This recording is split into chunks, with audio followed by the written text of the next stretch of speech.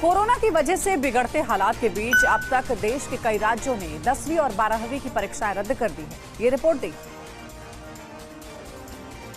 देश के कई राज्यों में हर दिन हजारों लोगों के कोरोना संक्रमित पाए जाने के बाद कई तरह के एहतियाती कदम उठाते हुए कई राज्यों ने बोर्ड परीक्षाएं रद्द कर दी है। एक और बड़ी बात आपको बता दूं, अब सवाल ये भी होगा कि कब होंगी ये परीक्षाएं। अगर हम खुश नहीं हैं, जो हमारे नंबर आए हैं, जो मूल्यांकन हुआ है उससे, तो इसका जवाब अभी नहीं मिल पाया है। कारण ये है कि सरकार की तरफ से कोर्ट में कहा गया, सॉलिसिटर जनरल तुषार मेहता की तरफ से कहा गया कि जब स्थितियां सामान्य होंगी, क्योंकि अभी कोरोना काल है, इसी डर से पेरेंट्स चाहते थे कि परीक्षाएं ना हो, इन्हें रद्द किया जाए। तो जब स्थितियां सामान्य होंगी तो परीक्षाएं करवाई जाएंगी।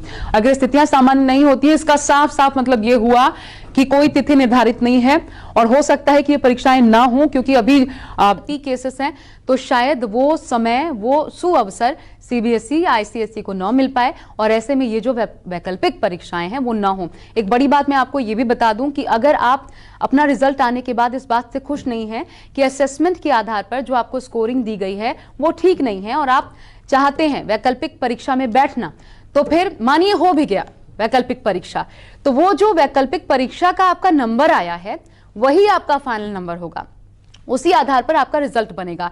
मानिए वो आपकी परीक्षा खराब चली गई और अब आप चाहते हैं कि नहीं, जो पहले नंबर आए थे असेसमेंट के आधार पर, स्कोरिंग जो आपको दी गई थी वही लागू की जाए, वही मान्य हो, तो ऐसा नहीं होगा। अगर आपने वैकल्पिक परीक्षा दी तो वैकल्पिक परीक्षा के ही रिजल्ट्स के आधार पर जो मूल्यांकन होगा उसी आधार पर आपका रिजल्ट सामने आएगा। लेकिन बहुत ऐसी कम संभावनाएं हैं कि वैकल्पिक परीक्षा हो।